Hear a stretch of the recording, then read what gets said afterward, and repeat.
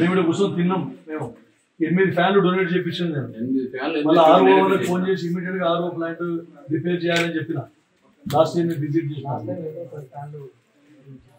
ఎన్ని పిక్చర్ మీరు రికార్డ్ చూసిన రికార్డ్ చూద్దాం కూడా ఒకసారి.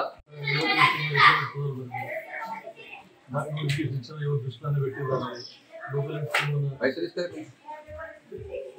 లోకల్ హెడ్స్ మౌనం అంగీకారం కాదు సార్. లోకల్ హెడ్స్ మీరు ఎట్లా పెట్టుకుంటారు? మీరు సెక్రటరీ రాయాల్సింది, సెక్రటరీ రాయకుండా ఎట్లా పెట్టుకుంటారు మీరు? దానికి సంబంధించిన కమ్యూనిటీ వాళ్ళకే పెట్టుకుంటారు. కేవలం మొత్తం ఫస్ట్ క్యాటరింగ్ చేంజ్ చేయండి. కంప్లైంట్ ఇస్తా, క్యాటరింగ్ కూడా ఫస్ట్ చేంజ్ చేయండి. కొత్త క్యాటరర్స్ చెప్పండి, ఎవరైనా కొత్త క్యాటరింగ్ పెట్టండి.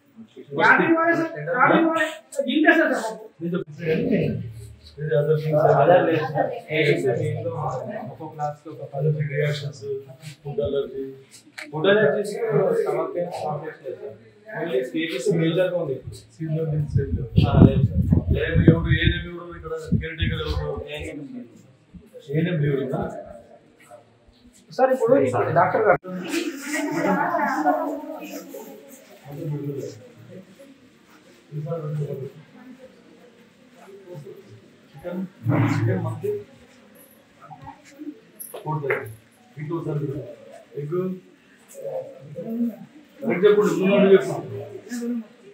మరి ఇంతమందికి ఒకటే టాయిలెట్ అని చెప్పారు. మరి నాకు నా దృష్టి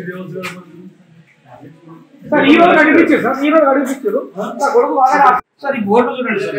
ఎలక్ట్రీషియన్ ఆఫీసర్ పిల్లలు పెట్టుకుంటారు సార్. పిల్లలు ఎట్లుంటారు సార్? ఇళ్ళ ఉండాలి, ఇళ్ళ ఉండాలి సార్. మొత్తం ఇవే సార్ పలిపోయి ఎలక్ట్రీషియన్ వీళ్ళు పెట్టుకుంటారు సార్. అన్ని రూమ్లలో ఇదే పరిస్థితి. ఎలక్ట్రీషియన్ పొరపాటున ఏరు పడితే మొత్తం ఆ రోజు నుంచి ఈ రోజు వరకు ఏం మన ప్రాబ్లం ఫేస్ చేస్తాం. ఫుడ్ అప్పుడు మంచి, అప్పుడు అదే ప్రిన్సిపల్, ఇప్పుడు అదే ప్రిన్సిపల్. వాడిన ఊరినప్పుడు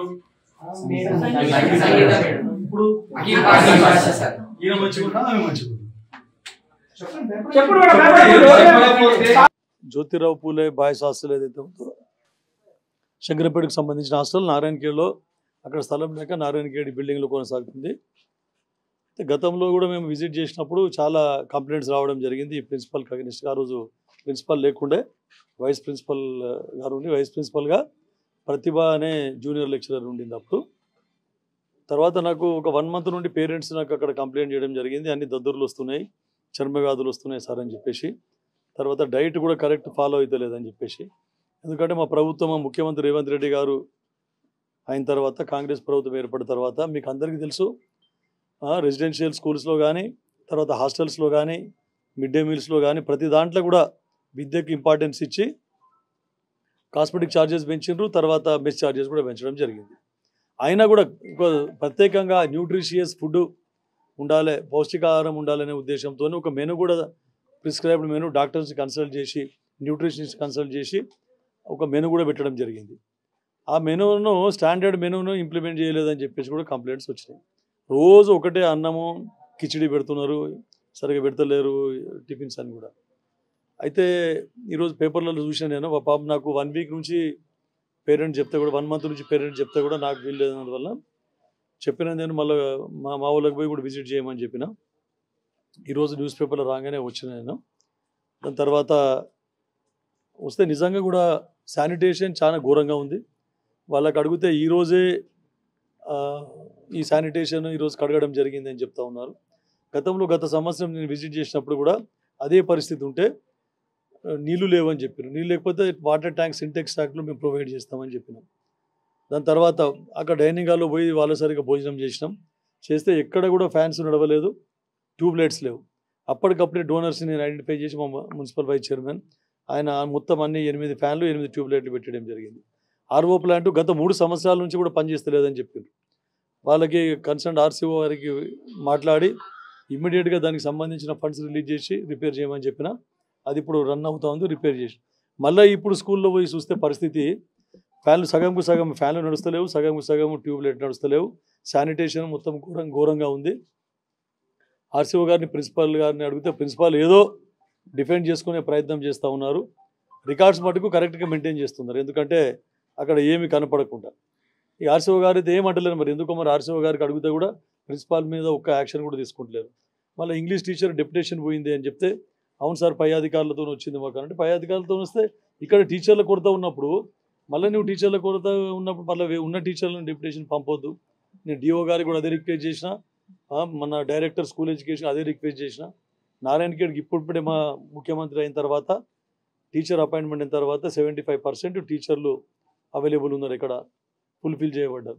ఇంకా కూడా కొంత కొరత ఉంది, వర్క్ అడ్జస్ట్మెంట్లో చేసినా కూడా ఇంకా మన మీద ఇంకా కూడా సరిపోతలేరు. కాబట్టి ఇక్కడ బయట నుంచి డిప్యుటేషన్లు వస్తే రాని, కానీ ఇక్కడ నుంచి బయటకు డిప్యుటేషన్లు పంపొద్దని మరీ చెప్పిన. ఆర్సీఓ గారికి కూడా తగిన చర్యలు తీసుకున్నామన్నా. ఇమ్మీడియట్గా గతంలో ఎవరైతే ఉన్నారో వైస్ ప్రిన్సిపాల్ ప్రతిభ, ఆమెకు ప్రిన్సిపాల్గా బాధ్యతలు అప్పచెప్పమని చెప్పిన. న్యూట్రిషన్ గురించి, తర్వాత డైట్ మెయింటైన్ చేయడానికి కూడా అన్ని, తర్వాత శానిటేషన్ మెయింటైన్ చేయడానికి, తర్వాత ట్యూబ్స్, తర్వాత ఫ్యాన్స్ కూడా రిపేర్ చేయడానికి కూడా అన్నిటికీ కూడా నేను అడ్వైజ్ చేయడం జరిగింది.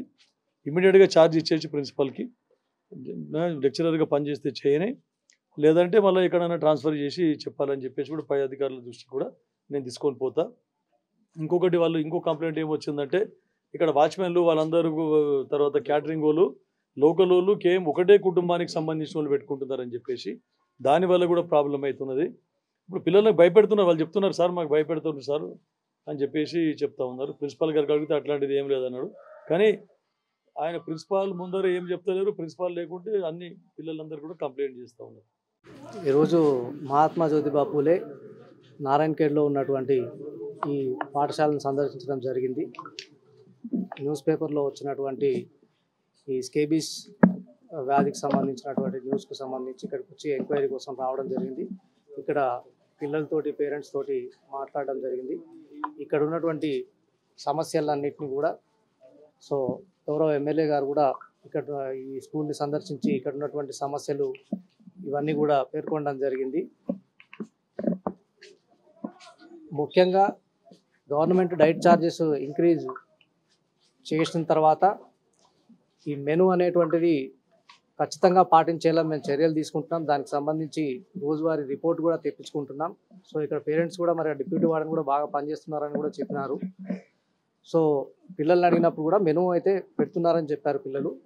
ఇంకా ఏమైనా కొన్ని డీవియేషన్స్ ఉన్నా కూడా ఎవ్రీడే మేము ఒక షీట్ తెప్పించుకొని మానిటర్ చేస్తూ ఉన్నాం. ఇంకా ఎక్కడైనా ఏం లోపాలు ఉన్నా కానీ ఫ్యాన్స్ కూడా గత నెల మనం ఇండెంట్ పెట్టడం జరిగింది. నెలకు ఒక 10 ఫ్యాన్ల చొప్పున మనం రిపేర్ చేస్తూ ఉన్నాం. గతంలో కంటే కూడా పరిస్థితి మెరుగుపడ్డది. లైట్లు కానీ ఫ్యాన్లు కానీ కొత్త అడిషనల్గా లైట్లు కూడా పెట్టడం జరిగింది. అట్లాగే ఈ పేరెంట్స్ మీటింగ్ విషయంలో పేరెంట్స్ ఏవైతే మనకు కంప్లైంట్స్ ఇచ్చారో విద్యార్థుల సమస్యల గురించి కానీ, పేరెంట్స్ మీటింగ్ గురించి కానీ, వాటన్నిటి గురించి కూడా ఆల్రెడీ ఒక సజెషన్ బాక్స్ పెట్టమని కూడా మనము పెట్టడం జరిగింది.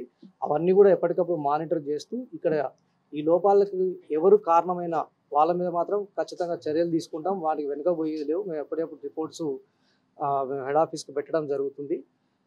ఈ సమస్యలను ఇంకా మళ్ళీ కూడా ఇంకా నేను ఉంటాను, సాయంత్రం వరకు ఇక్కడే ఉంటాను. ఇంకా కూడా పిల్లలతో అందరితో మాట్లాడి కరెక్ట్గా మనకు వాస్తవాలన్నింటిని తెలుసుకొని వాటికి సంబంధించిన రిపోర్టు.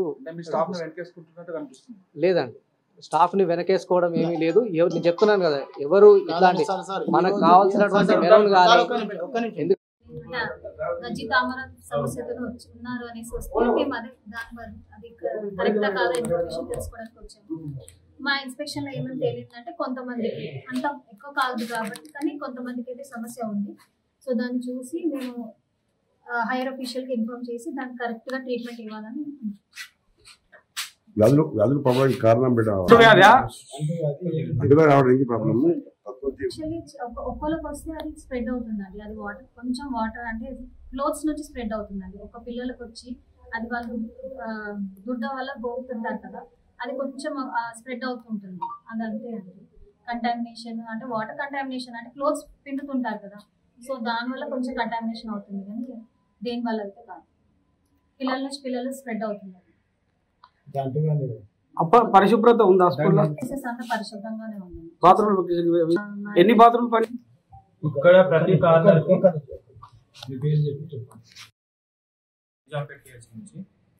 ఇక్కడ ప్రతి కార్నర్ కి 4 నుంచి 5 బాత్రూమ్లు ఉన్నాయి. అన్ని వర్కింగ్ లో ఉన్నాయి, కొన్ని డ్యామేజ్ అయి ఉన్నాయి. ఎన్ని డ్యామేజ్ అయింది? ఒక అక్కడ రూమ్ లో అక్కడ ఉంది కదా, ఇంకో బిల్డింగ్ లో ఒకటి, ఇక్కడ ఒకటి, కొంచెం డ్యామేజ్ ఉంది, మిగతా అన్ని వర్కింగ్ కండిషన్లో ఉన్నాయి. శానిటేషన్ బాగానే ఉంది. ఈ అంటువ్యాధులు ఎందుకు వస్తాయంటే ఈ తడి వాతావరణం వల్ల మనం పిల్లలకి తడి బట్టలు కానీ అలాగే కరెక్ట్గా క్లోత్స్ డ్రై చేసుకోకుండా వేసుకుంటే అండర్ గార్మెంట్స్ ఉంటాయి కదా, అవి వేసుకున్నప్పుడు ఈ నార్మల్గానే ఈ గజ్జి వచ్చే అవకాశం ఉంటుంది. సో ఇది ప్రతి ఒక్క హాస్టల్స్లో రెగ్యులర్గా చూసే ప్రాబ్లమే. కాకపోతే ఇక్కడ కొంతమందికి ఉంది, అందరికీ అని లేదు. కాకపోతే కొంతమందికి ఇప్పుడు ఇన్స్పెక్ట్ చేసిన దాంట్లో కొంతమందికి విద్యార్థులకు క్లాస్ కి ఒక 4 చూసాం. ఒక్కో క్లాస్ లో 6 మంది ఉన్నారు. ఇంకో 2 క్లాసుల్లో ఒక్కొక్కరు ఇద్దరు అలా ఉన్నారు. సుమారుగా ఒక 10 నుంచి 12 మందికి మేము గమనించాం ఈరోజు గజ్జి వచ్చినట్టు. వాళ్ళకి సరైన మందులు ఆల్రెడీ అవైలబుల్ ఉన్నాయి. ప్లస్ మేము ఇప్పుడు చూసిన తర్వాత వాళ్ళకి ఏదైనా కావాల్సి వస్తే అందజేస్తాం. అవుట్ ఆఫ్ స్టేషన్ లో ప్రిన్సిపల్ గారి సమాచారం మేరకు ఒక 50 మంది ఆబ్సెంట్ లో ఉన్నారని చెప్పినారు. రిజిస్టర్ చెక్ చేయడం జరిగింది. అందులో 50 మెంబర్స్ గాను అందరూ కూడా హెల్త్ ఇష్యూస్ తోటి వెళ్ళలేదని చెప్పినారు. అందులో రికార్డ్ ఉందని చెప్పినారు, సార్ చూపించారు. సో మిగతా వాళ్ళు కొంతమంది కృష్ణాష్టమికి పండగకి వెళ్ళారన్నారు. కొంతమంది మాత్రమే ఒక 5-6 మంది హెల్త్ లీవ్ లో వెళ్ళినారు, లీవ్ తీసుకొని వెళ్ళినారు. మిగతా వాళ్ళు ఇక్కడ ఉన్న వాళ్ళు ప్రజెంట్ ఉన్న వాళ్ళ దాంట్లో కొంతమందిలో గమనించాం. చెప్పాం కదా, ఒక్కో క్లాస్ కి 6 మంది ఉన్నారు, కొంతమందిలో తక్కువ ఉన్నారు. అరౌండ్ ఒక 12 వరకు గమనించాం. ఇంకెవరైనా పిల్లల ప్రాబ్లం ఉంటే కూడా ఇప్పుడు హెల్త్ క్యాంప్ లాగా చూసుకుంటాం. అండ్ డిప్యూటీ మేడం గారు మా హైయర్ ఆఫీసర్స్ కూడా వస్తున్నారు, వాళ్ళ తర్వాత చూస్తాం. ఇప్పుడు 12 మంది వస్తే క్లాస్ చెప్తున్నాడు, అంతకంటే ఎక్కువ వస్తాయి. మేము గమనించిన వరకు అంతకంటే ఎక్కువ ఉంటుంది. ఒక్కొక్క స్కూల్లో 40 మంది మొత్తం. ఇప్పుడు వెళ్ళినప్పుడు మీరు రాంగ్ చెప్పకండి, ప్రిన్సిపాల్ సరెండర్ కాదండి. పిల్లలు ఉన్నారు, పిల్లలతో వెర్షన్ మాట్లాడి కరెక్ట్ చూడండి. హెల్త్ క్యాంప్ ఇప్పుడు హెల్త్ క్యాంప్స్ ఆల్రెడీ జరుగుతున్నాయండి. అంటే ఒక్కొక్క హాస్టల్లో ఒక్కొక్కసారి ఉంటుంది visits. And health camp separate health camp కూడా చేస్తూ ఉంటాము. ప్లస్ ప్రతి 15 రోజులకు ఒకసారి కూడా రెగ్యులర్ చెకప్స్ ఉంటాయి. మేము ఎస్ఎఫ్ఐ ఆధ్వర్యంలో గత సంవత్సరం నుండి సర్వేలో చేసినాము. సర్వేలో భాగంగా తేలింది ఏంటంటే ఇక్కడ లాస్ట్ టైం ఏవైతే సమస్యలు వచ్చినాయో అదే సమస్యలు ఇప్పుడు తలెత్తాయి. అదే మేము ఆ సమస్యలను కలెక్టర్ దృష్టికి తీసుకెళ్లిన సమస్యలను పట్టించుకోలేదు. అప్పటి నుండి ఇక్కడున్న అధికారులు కానీ కలెక్టర్ గారు కానీ స్పందించి ఉంటే ఈరోజు ఈ పరిస్థితి జరిగేది కాదు. కాబట్టి ఇలాంటి ఘటనలు జరగకుండా ఇక్కడ స్థానికంగా ఎమ్మెల్యే ఎంపీ ఇద్దరు కూడా ఇక్కడనే ఉంటారు. కాబట్టి ఇక్కడ ఉన్న ఏవైతే పాఠశాలలు గురుకులాలు ఉన్నాయో అప్పుడప్పుడు అక్కడక్కడ తనిఖీ చేయాలి.